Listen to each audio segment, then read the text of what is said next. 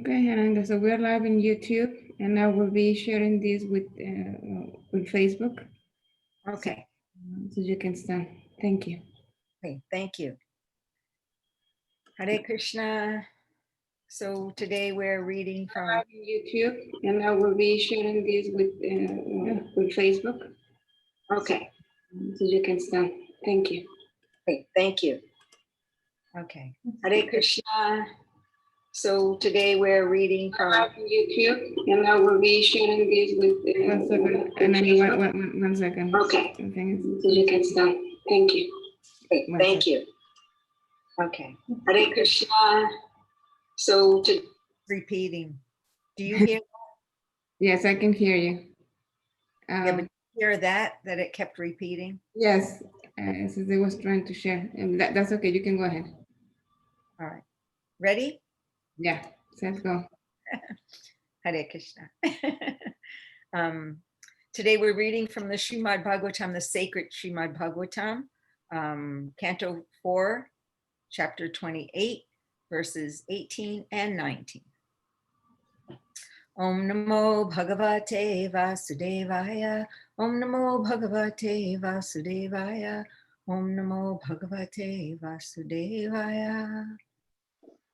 We can study Srimad Bhagavatam from a scholarly perspective to gain knowledge and to figure out how much we can learn and know. But the realizations are a blessing from the Lord within the heart. And that's why in scripture it recommends that we read and hear with a submissive attitude,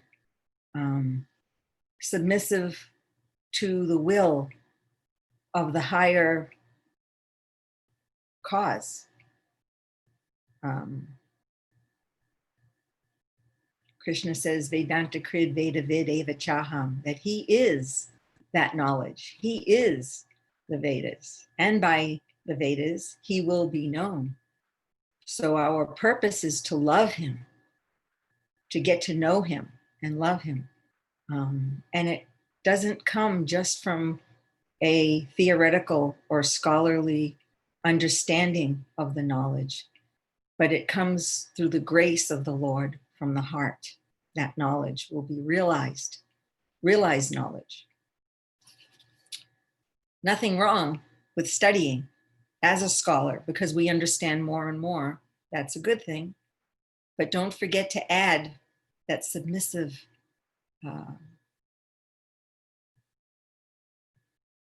the submissive heart that says, Lord, I just want to love you. Through this knowledge, my purpose is to love you and serve you and thus serve all of humanity on the highest level with the greatest welfare work of getting to know you. So this is the reason why we study the Srimad Bhagavatam, the beautiful pastimes and knowledge, Bhagavat, of the Lord, the Supreme, Samam Bonam, the greatest good. He does the greatest good for all. So we'll read this verse 18. Lokantaram gatavati mayanata kutumbina vitishyate katam tresha balakan anushochati. Lokantaram, into a different life. Gatavati mai, when I am gone. Anatha, bereft of husband. Kutumbini, surrounded by all family members. Vartishyate, will exist. Katam, how? To, then. Esha, this woman. Balakan, children. Anusochati, lamenting about. King Puranjana was anxiously thinking, alas, my wife is encumbered by so many children. When I pass from this body, how will she be able to maintain all these family members? Alas, she will be greatly harassed by thoughts of family maintenance.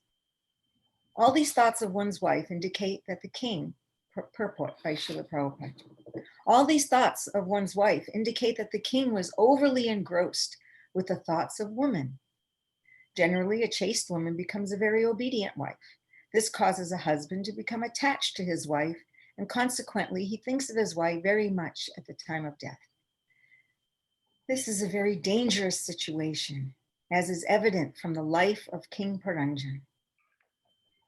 If one thinks of his wife instead of Krishna at the time of death, he will certainly not return home back to Godhead, but will be forced to accept the body of a woman, and thus begin another chapter of material existence. And I'll go on and read the next verse because they're very similar information is being expressed. Verse 19. King Puranjana then began to think of his past dealings with his wife. He recalled that his wife would not take her dinner until he had finished his, that she would not take her bath until he had finished his, and that she was always very much attached to him. So much so that if he would sometimes become angry and chastise her, she would simply remain silent and tolerate his misbehavior. Purport by Srila Prabhupada. A wife is always supposed to be submissive to her husband. Submission, mild behavior, and subservience are qualities in a wife which make a husband very thoughtful of her. For family life, it is very good for a husband to be attached to his wife, but it is not very good for spiritual advancement. So this whole scenario that's being painted is actually good for enjoying this world, but it is not very good for spiritual advancement. Thus, Krishna consciousness must be established in every home. That is a key sentence in these purports. Thus, Krishna consciousness must be established in every home. We'll see what is Krishna consciousness. We will discuss that in a little bit.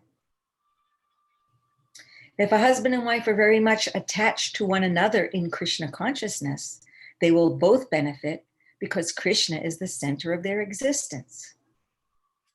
That is another very important understanding.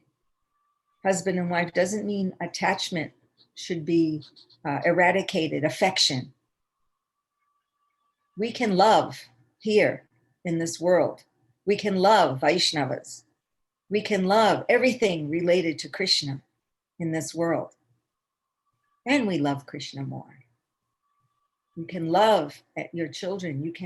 Don't feel like when we read these things sometimes, we think we have to refrain from all affection, from everything in this world. Prabhupada's not saying that. Of course, affection for children, they thrive on that. Affection for husband and wife, they thrive on that. Without some affection in this world, people become very cold and hard-hearted. But we love Krishna more. Prabhupada says, so if they're Krishna conscious and they have affection for one another, they will both benefit because Krishna is the center of their existence. Otherwise, if they're not Krishna conscious, then if the husband is too much attached to his wife in an ordinary, mundane way, he becomes a woman in his next life. The woman being overly attached to her husband becomes a man in her next life. Of course, it is an advantage for a woman to become a man, but it is not at all advantageous for the man to become a woman. So I would like to call this discussion that we'll have today, whatever you do, don't be a woman in your next life. Sounds very devastating. And so why? Why is it not advantageous? Well, first of all, it's because generally in society, and we've seen in other scriptures, other religions, other societies, men tend to control women. And because of their passionate nature, they often tend to abuse women. Women are to be protected. It does not mean controlled and abused. So there's a big difference. And to study this is a very important understanding for Vaishnavas, to understand where we need to be in our behavior. Where do I need to be, what does my consciousness need to be in my behavior in relating to other Vaishnavas, men and women.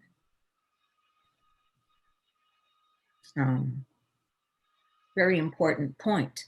Otherwise, we end up becoming attached either through too much affection and forgetting Krishna, or too much anger and forgetting Krishna. Because the love and anger, attachment and anger, is opposite sides of the same coin. And the glue to that attachment and anger is fear. Anger is not a powerful, anger is not a power in itself, a good power. It's not a positive power necessarily. The kind of anger we're talking about, where one loses his temper. Here it's saying, even when the husband chastises or becomes angry and misbehaves, it's a misbehavior, that kind of anger, born from attachment and fear. Attachment, fear, and anger. It's often all described in the same sentence. It's not a Vaishnav quality. So these things we have to study. And we have to understand that in these purports that are describing these man-woman relationships and social behaviors, we have to understand where is it all coming from ultimately? What is the actual meaning that Prabhupada is trying to stress? And in every time he's trying to stress, become spiritually aware, become Krishna conscious, become a Vaishnav or a Vaishnavi. And what does that mean? Kind to everyone, friendly to everyone. We forget the whole picture and we read these few sentences and we think it's permission to misbehave. We take it as permission to misbehave. And when the real point is, it's not the woman that's your problem. It's your own fear of losing control of your emotions and your physical urges. And it goes for men and women. Physical urges of sex are very, very powerful. And generally speaking, the opposite sex is the object of that attention for the physical urge. This is where in these human bodies, and the physical urge is meant to procreate. The physical urge is a natural urge that's meant to produce children so that the human race continues. This is the way Krishna set it up. Krishna says in Bhagavad Gita I am sex life. That is according to religious principles. So that urge is not to be just totally denied artificially, because otherwise it is there and it is real and it is powerful. And that is what needs to be under control, not the object, not the man or the woman in front of us. That if I treat them with disdain, then I can act like I don't like them, act like I'm not attracted to them. The act can only go on so long. And what does it do? Because of your fear of losing control, it turns to anger and abuse. And it can go for either men or women. Generally speaking, we see men more aggressive. That's even there in the Bhagavatam.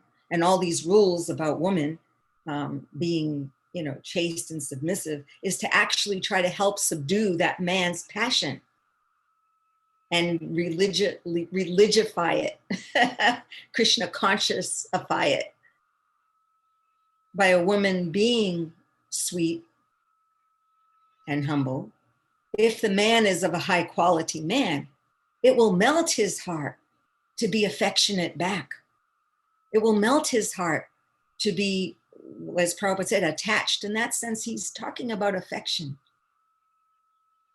But we hear that word attachment and immediately we think, oh, it's all bad.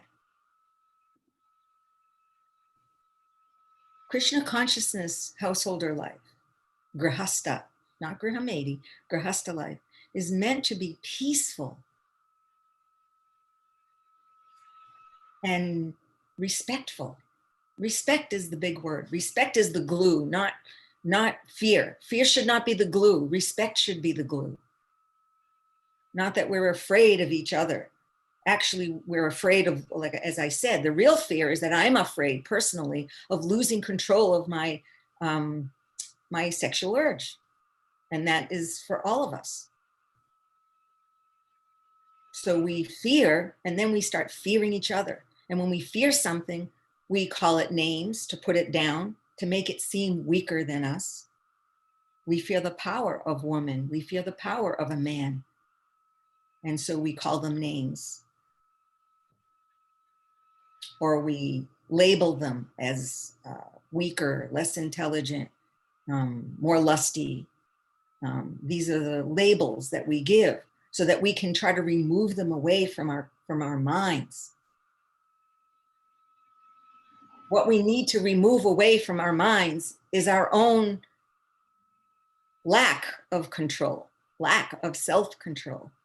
So anyway, we can go on with that, but I hope you all get the idea. If there are any comments or questions of anything I'm saying, please write them, send them to Shama Mohini as we discuss, and at the end we will leave some space for questions and comments.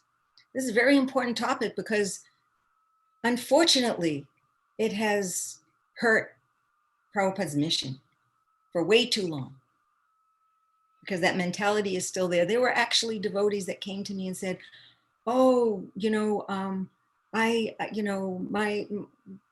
will be a woman in my next life, and I'm so afraid of that. And women can't go back to Godhead unless they have a good husband. And these things that Prabhupada wrote here and there, they are there. They're written in the purports here and there. It's not for Vaishnavas. It's not for those who are trying to surrender to God. It's not for anyone in the world who is trying to serve and love the Lord. He takes care of that for us. But we do have to be careful of our own power. Our own power. Are we going to use our power? That passionate drive that we all have within us as human beings. Are we going to use that to serve Krishna? Or are we going to use it to try to keep myself in control, not in a good way, not as self-control, but in control of other people?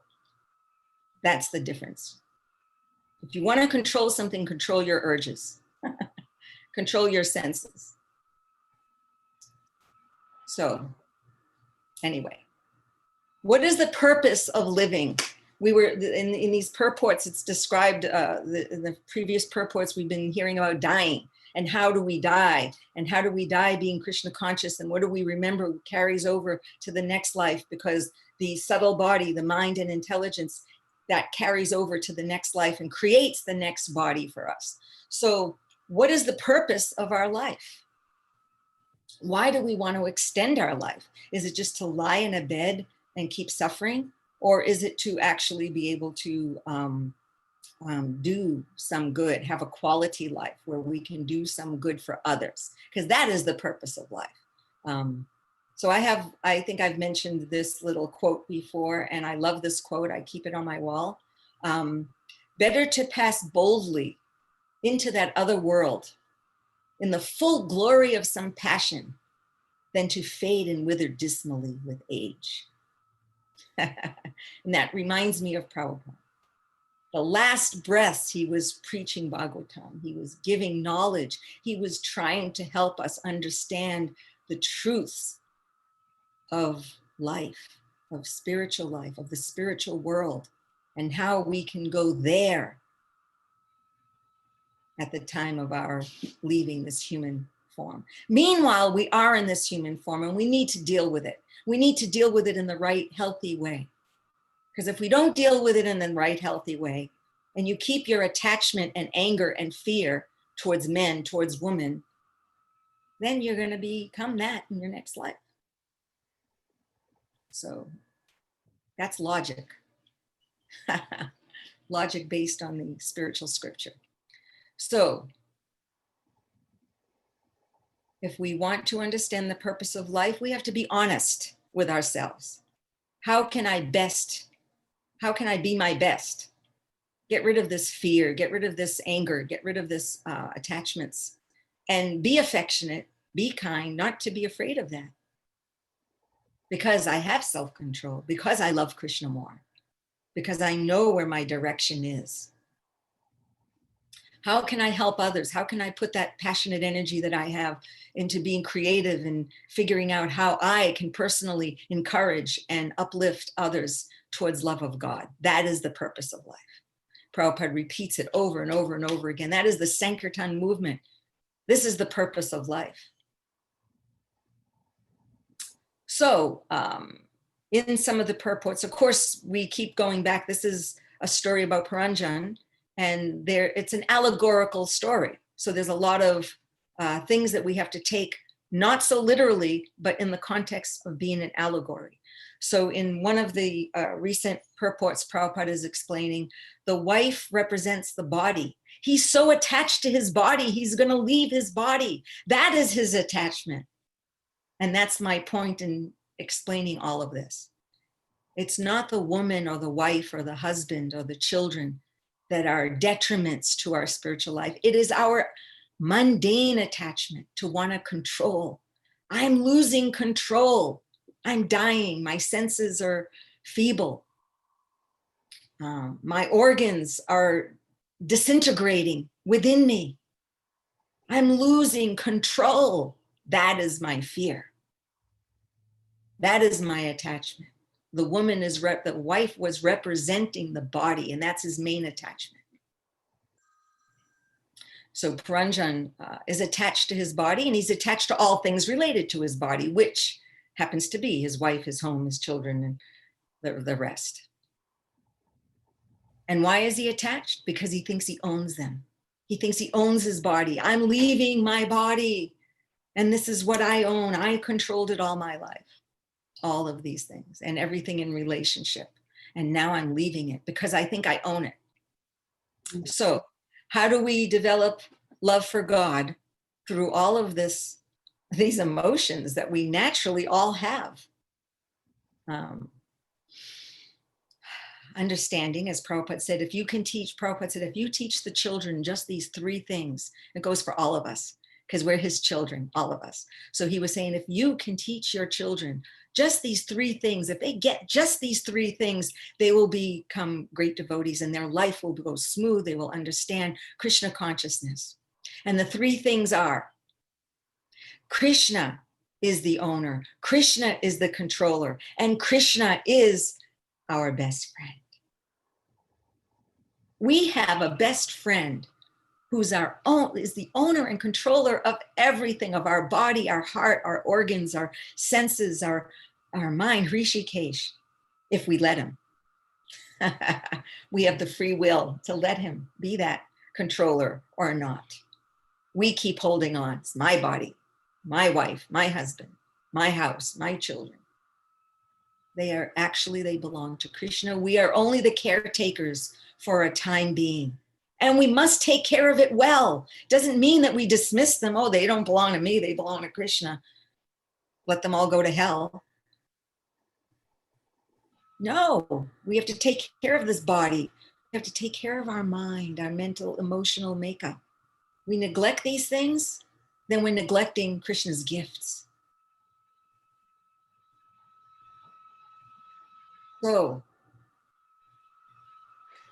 if we realize that Krishna is the owner of everything that is before me and within me, and Krishna is the controller of everything that is before me and in me, and he's my best friend, so I can feel comforted. I don't have to fear so much. He'll take care of me. He's kind. He's all kind. He's all good, the summum bonum. Then, if I develop that mentality that every day I think like this, and I act like this, and I treat others like this, that they belong to Krishna. They are Krishna's power. They're Krishna's energy. Then I respect everyone and everything. And that's the glue that glues us to Krishna. The fear is the glue that glues us to this material world. Fear of losing control, and the respect is the glue that glues us to Krishna consciousness. So you choose. It's up to you. Look within ourselves. We must look within ourselves and see which way am I leaning towards more. And if I'm leaning towards fear more, fear-based religion, fear-based activities, I do it all out of fear, so I'm not going to suffer. That is a lower quality religion. And respect-based is the beginning of love, bhakti. That is the path that we are on. At least we're trying. So we should try harder. Let's see. So whatever mentality you have will carry over into the next life, create the next body, either as a man or as a woman. And if you have some good karma, along with that, you've done some good pious activities, religious activities, then you will have a better chance to control on a larger scale. That's the material world. That's the benefit of being pious and good, that you'll have a better chance in your next life to be able to control more. That's why it's better to take birth as a man. Because they have more capacity to control. They have a better chance to control things. They're physically more fit. They're emotionally more, you could say more inclined to control. So their psychological and physical makeup makes them better to control things. So good for you. You become pious and you get more things to control if you have good karma. So that's why it's better to take birth as a man, because you have a better chance to control things. Why is it less fortunate to become a woman? Because they're more easily exploited. They're soft-hearted. So they're more easily exploited, and they're more easily to be controlled by men. And one time we were at a lecture, myself and Mother Narayani, who's a very saintly, intelligent, scholarly Brahmin Vaishnavi. She knows the scriptures inside out. In the 1970s, I first met her. When I first walked into the temple, she was there and she was transliterating Prabhupada's lectures. And she has a photogenic memory. Krishna gave her this gift. She remembers every single purport, every verse, Sanskrit and English. And she's very devotional and kind-hearted, gentle soul. A saintly woman, Narayani. One time we were giving class together. We were both sitting together and giving a class in different aspects. She was the more scholarly aspect, of course. And someone asked, why are women less intelligent? And so I looked at her and I said, what do you think? She is so not less intelligent. And she said, because when a woman is soft-hearted, they often follow a man who is less intelligent, and that makes them less intelligent. I thought, okay, she said it, not me. So women are easily misled because they have a soft heart. How many, I was in a class one time with college students, and many women were there. And I said, how many of us, because they asked the question, why is your guru writing that women are less intelligent? We're here in college. We're, becoming scientists and scholars here. So I said, how many of you on an emotional level, how many of you, no matter how intelligent you are, how many of you have gotten in a bad relationship?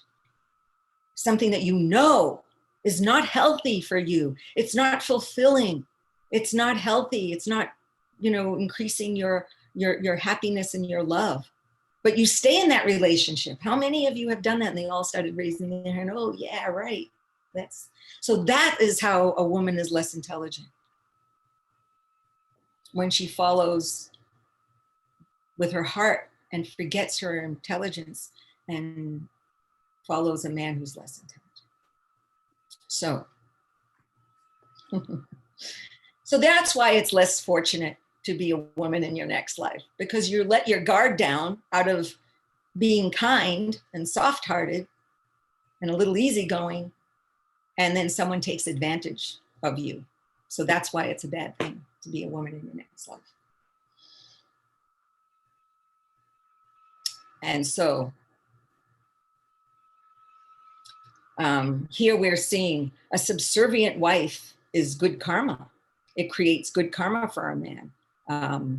And it increases his ability to control. But a good man will respect the wife. A high-minded person will respect a woman who is submitting to his will.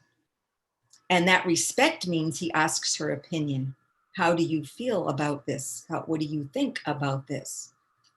What do we do in our life together to grow and in respect to each other?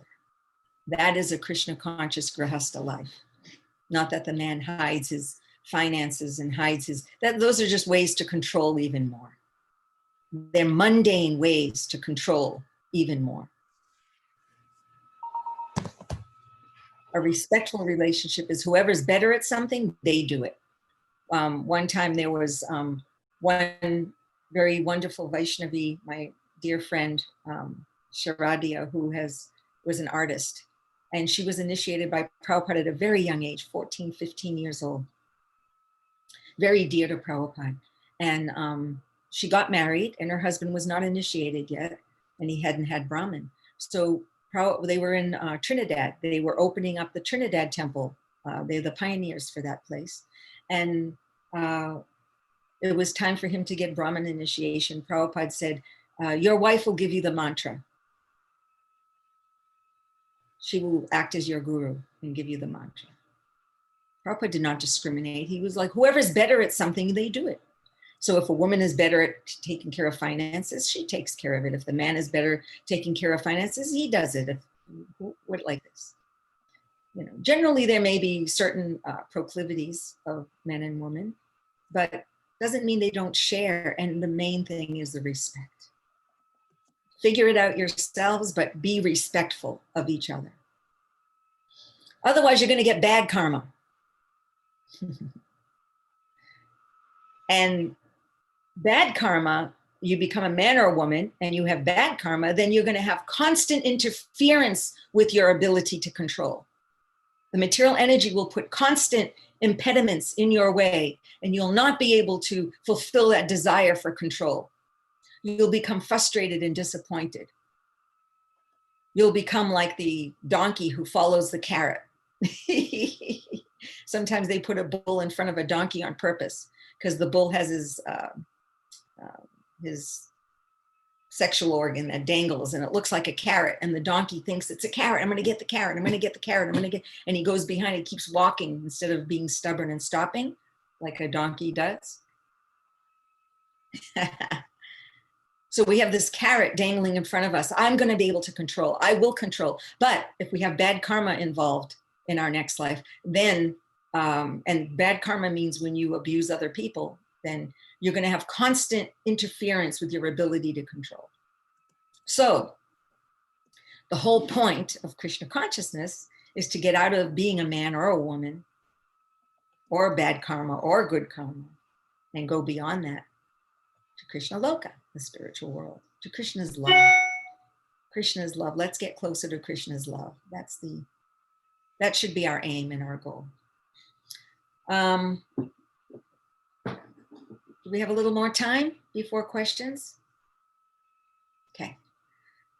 So all this knowledge is actually to change our miserly consciousness. Last week, the purports was about the miserly consciousness of I, me, mine.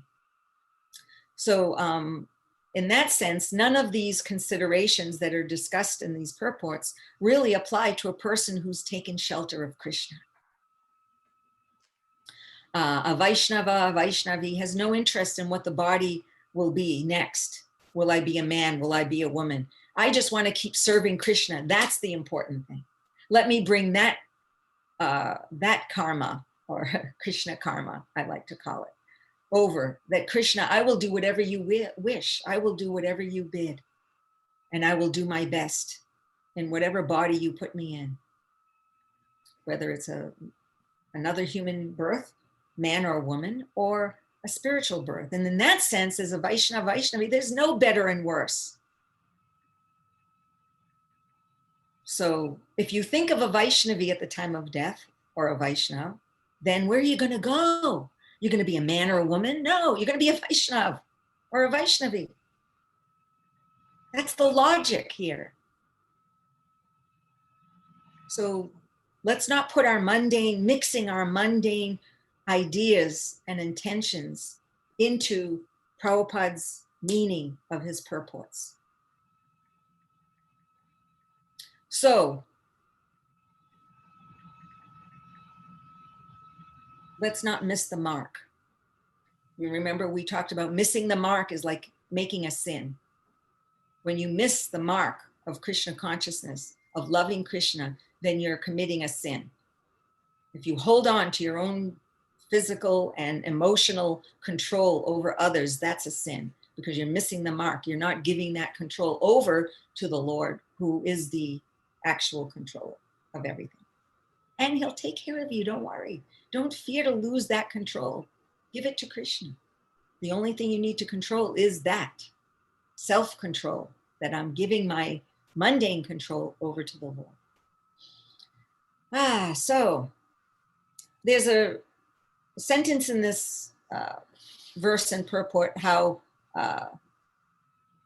it seems like it's encouraging that a good wife will tolerate misbehavior. So these kind of statements have been misinterpreted by devotees to give men permission to perpetrate abuse on their wife and children. I'm supposed to be able to yell at you, maybe even hit you, degrade you, call you names, and you're supposed to be tolerant because you're supposed to be the good wife. Well, you're supposed to be the good husband. And a Vaishnav, is it a quality of a Vaishnav to hurt, neglect, demean, degrade, and control another Vaishnav or anyone? Just be logical. This is practical. Practical understanding. If you don't treat others right, with respect, then you will have another birth, and it will be a lower birth. And whether it's a man or woman, you will have lots of impediments to your happiness and your peace of mind and your Krishna consciousness. So be careful. Does a good Vaishnavi tolerate misbehavior? No. An intelligent Vaishnav or Vaishnavi corrects misbehavior, doesn't tolerate, corrects it. They can correct it gently, but they correct it. And according to time, place, and circumstance, they have to use their intelligence how to correct it. Whether it needs a little extra force or just some words, or does it need some action? That is something that you have to decide according to time, place, and circumstance. If you can't correct misbehavior being perpetrated, especially severe misbehavior, then you must remove yourself from that situation. And that's where Prabhupada says that a woman can leave an abusive husband. He recommends it. So don't think, man, that you are free from being able to, continue abuse and get away with it under the name of the scripture. That is a great offense. Using the words of Krishna and Prabhupada for your own self, power and prestige. And the same goes for women. Okay, I'm not trying to. It's the mentality of a human being that we need to correct.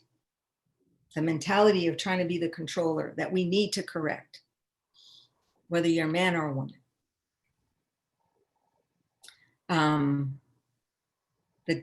One of the 10 offenses to the holy name is to preach to the unfaithful. That means you can be kind and you can try to correct someone, but if they're not going to listen, and no matter what you do, they don't listen, you must remove yourself, because in the Bible it says, don't throw your pearls before swine.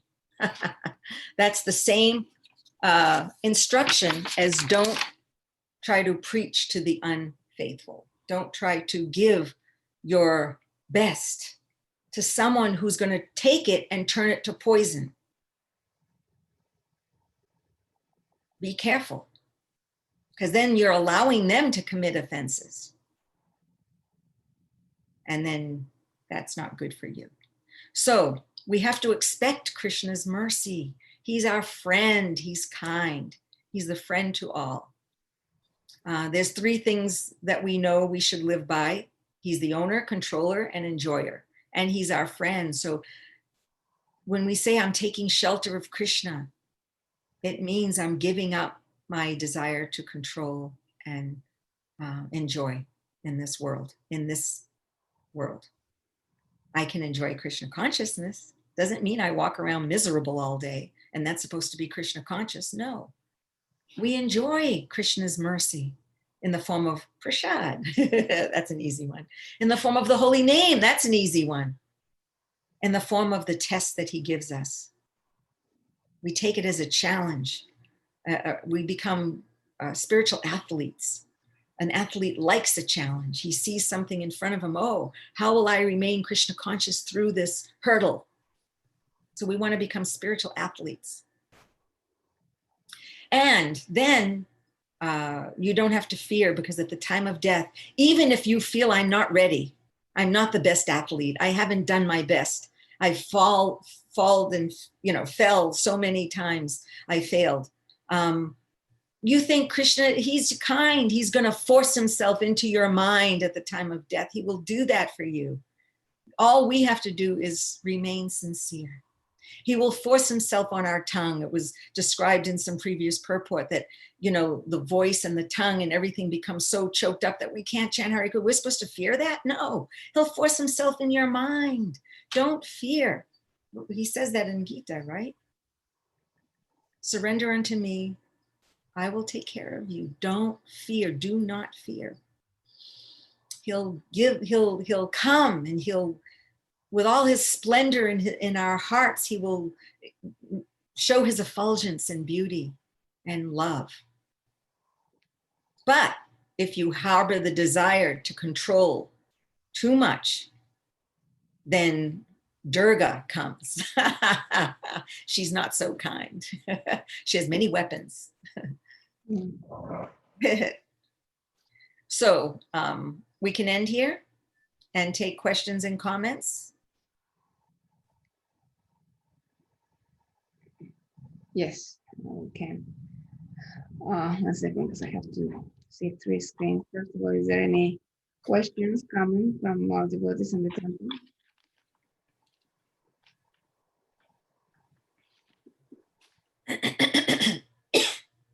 Okay, Induleka, Hare Krishna, do you have any questions? And thank you for connecting.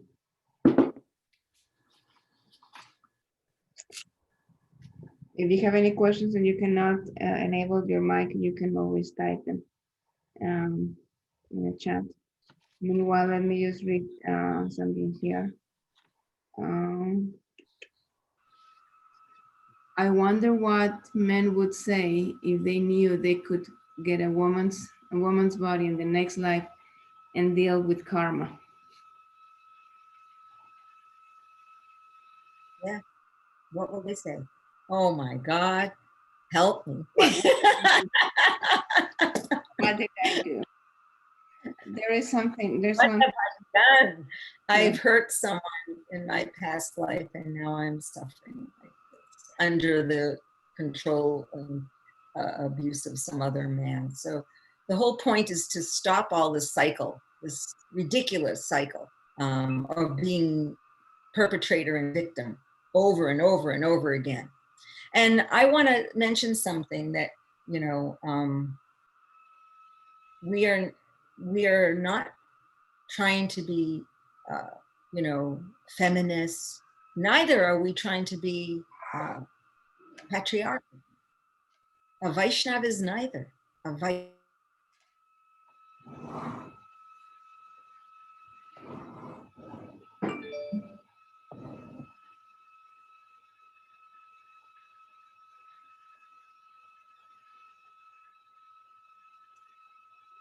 Oh, Ananga, we are. I think we are losing you.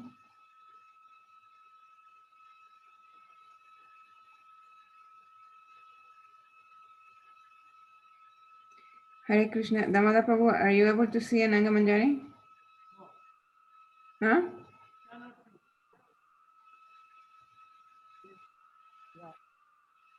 Can you see her? No, we are not seeing her. Okay, I'm seeing her here, but I'm not. I don't see her video. I have two questions. Ananga, if you're listening, we lost What you. is disturbing?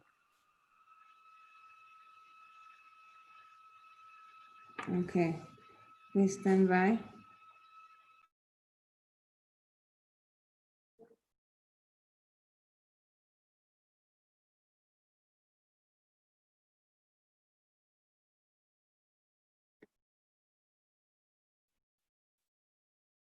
She's gone.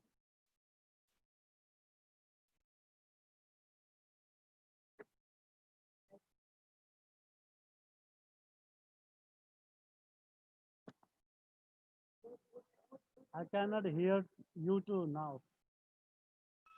Okay, I muted myself. I think she's reconnected. Probably she was having issues with the Wi-Fi.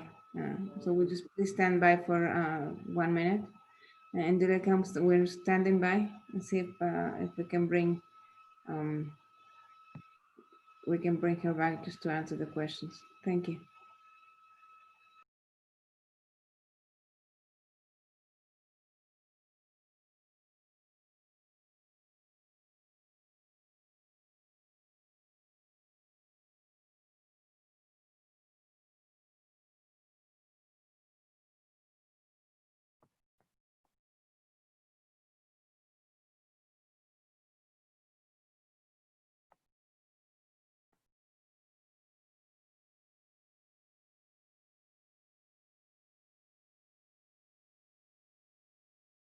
She's not coming back.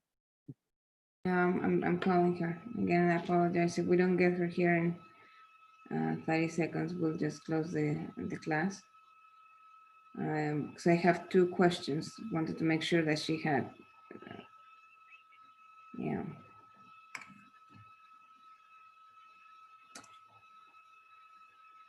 Well.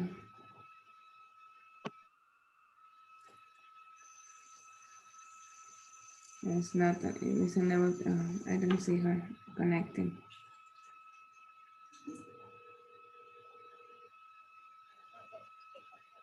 Is that when you're getting back on? Okay, so I'm going to put you on speaker. I'm going to put you on speaker. Okay. Okay. Yeah. Yes. Damodar Prabhu, can you hear? Yes. Okay. Ananga Manjari. Okay. I have Ananga Manjari on the phone because she's having some technical difficulties. We cannot reconnect, but we have a question.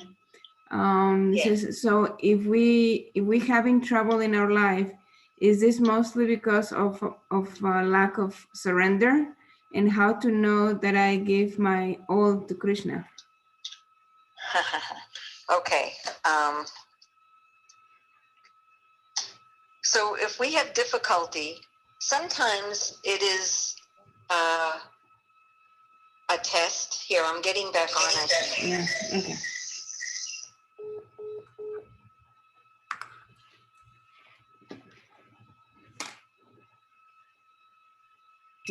Can you hear and see me? I can hear you. I can hear you. Okay. But we can hear you. Yes. Go ahead. If we have difficulty in our life, the question was, if I have difficulty in my life, does it mean I'm not surrendered? Is that right? Okay, the question is, if we're having trouble in our life, is this mostly because of my lack of surrender? Yes. And then how to know that I'm giving all my all to Krishna? Well, when we have difficulty in our life, it can be many different things. It could be your lack of surrender. It could be. It could also be um, lack of surrender, meaning that you're holding on to mundane mentality of control and like that, and enjoyment. It could be just because we're here in this material world. And so there's going to be difficulty that we share. It's like shared karma with the whole world, with our country, with our nation, with our family, with our our ancestral family. So all of that karma, that's also shared. And sometimes we suffer through that. It's not so much the difficulties that we should concentrate on, rather than what is my response to these difficulties? That will show whether you are surrendering to Krishna or being Krishna conscious or not. How do I respond to these difficulties? Do I continue with my service? That's the important point. Continue in some way with some devotional service. Sometimes we have to modify our services according to our physical and mental abilities or incapabilities. When people get old, just like I think I gave this example before, one of the Goswamis, they were worshiping and walking around Govardhan every day, and that's a very difficult thing, barefoot, walking around Govardhan, all the stones and things, and in the heat and in different weathers, cold. And when they became old, it was getting more and more difficult. So Lord Chaitanya gave them Shila and said, you just circumambulate this. Just within a few steps, you're done. And that's the same. So we may modify our services according to our capabilities or incapabilities. Krishna consciousness is practical. The point is, if you want to surrender to Krishna, so look within your own heart. One symptom of surrender is that you will feel some peace. You will feel some satisfaction. You will feel some happiness. So if you're very disturbed inside, then all the time, then you can know that, yes, there's something you're holding back from Krishna. And if you feel some semblance of satisfaction and peace and some semblance of happiness, not full, because this world is not going to be, there's so many things that happen and we may not be fully there yet. Is that helpful? So if we're constantly disturbed, we should look at that and go, what am I doing that I could do more, I could do better? And if we're constantly disturbed, we should also look into our emotional stability and see if maybe we're not just lacking some vitamins. Sometimes it's just a matter of lacking some vitamins, amino acids, neurotransmitter nourishment, or whatever. And also, I suggest people who are chronically depressed to get help through therapy, and they can try herbal medications first, and if not, through a professional, and if not, then regular medications, because in this world, Kali Yuga, the food does not nourish our body and brains as it should. So I always recommend that if there's severe chronic disturbance in the mind. Anything else? Along with Krishna consciousness. That way you can perform your Krishna consciousness with more peace. A little help is okay. Go ahead. Anything else? She says, yes, it helped. Thank you.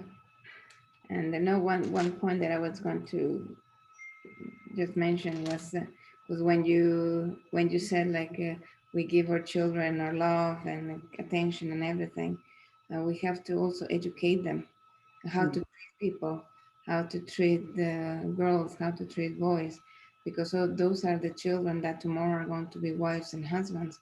And if we don't teach them from a young age how to treat them, and they see the behavior with the parents also. How are they going to grow? Because they're going to see the example of the parents. Well, my mom took all this beating, and my father was very abusive, or my father was like this. So we have to make sure that we teach our children properly, that we give them the right values. And tomorrow think that, well, my father also treated my mom very nicely and respectful, and there was so much love in the environment. Because then we have to make sure that the environment around the children is a proper environment and happiness, particularly if we are in Krishna consciousness. And they will think like, what are you really in Krishna consciousness? What is this Krishna consciousness? If you are fighting like cats and dogs, if you are doing all these things, what is the example? Isn't that supposed to bring you closer to Krishna, or against each other?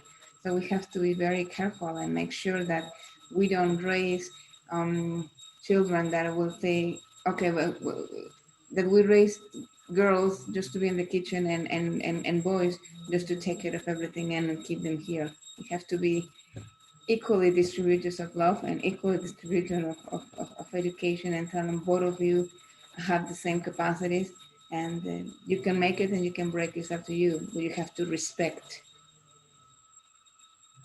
Thank you. You always have so much important knowledge to add, because our future is our children. Thank you. Most important. If we may have messed up our lives, but let's not mess up their life. Right. And then perpetuate the victim and control, victim and perpetrator we don't want our children to be victims, and we don't want them to be perpetrators. We want them to be Vaishnavas and Vaishnavas. Otherwise, when does it end? Thank you. This is very important. Thank you. When does it end? It's the same like bullying, right? This morning, when in the morning Bhagavatam class, was talking about discrimination. Yes, we have to discriminate against good and bad, and what is the material and the spiritual. I said those are the things we discriminate. That doesn't mean that we discriminate against the jivas, to and by the jivas, because after all, we are all here. And we have to be careful. So if we learn, if we help, and as you very correctly said, respect. Nothing can grow if respect is not there. No humility, no love, nothing can grow if respect. That's the key. Envy also is, if you have respect, you cannot have envy.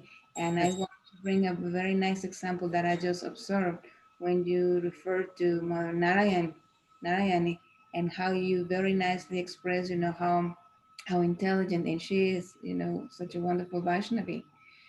And when I hear you, talking and expressing like that about your god sister, and says, where is the envy? There is no envy. There is respect. Yes. That's a very good example that these things can work provided we have the right value in our heart, and take advantage of that, and accept that gift. So thank you. Thank Okay, so thank you very much, everyone. A reminder that today we have a very nice program. Actually, Mahavishnu Prabhu is going to be leading today our monthly United in Faith program. This is a youth program, so you have time, you're welcome to join. And this is at 5:30 p.m. Well, United in Faith is, everybody is welcome to attend. Again, you. to be our special guest today, Mahavishnu Prabhu. Looking forward to it. And then Sunday, we have His Grace Venkatavata Das, also very nice devotee. We haven't heard him here for a long, long time. And well, next week we will have back to back with Ananga Manjari. We will have a Friday Srimad Bhagavatam class, and then a very important topic on Sunday, toxic religion and healthy spirituality. So please mark your calendars. And the temple will open again tomorrow, 9 to 11. And Sunday, Mother Pramadri, if you can just nod your hand. Sunday is still 9 to 11 for this Sunday? Yes. Yes, okay. So yes, so Saturday and Sunday, 9 a.m. to 11 a.m. we want to be open. Everyone, today's Friday. For those of you attending Bhakti Vrisha, please don't forget your meetings. For those of you who will want to have a little bit more insight on Bhagavad Gita, please contact us, and we'll be happy to direct you to to a group near you. And Angamanjari, once again, thank you so much for always um, very practical approach to Shastra, because it is not only what we read and just, okay, we read it, I'm done. It's actually, if we are unable to retain it and apply it, then what is the purpose? It's only when we practice and we, what would Krishna do? What Kunti did? What Gandhari did? What Gandhari did with Dhritarashtra? That, that's a very powerful thing too, and that's a totally whole story. But um, we see the practicality of Or to correct him. Yes. exactly how we And want. son also. Yeah. So thank you very much. See you back again. Hare Krishna.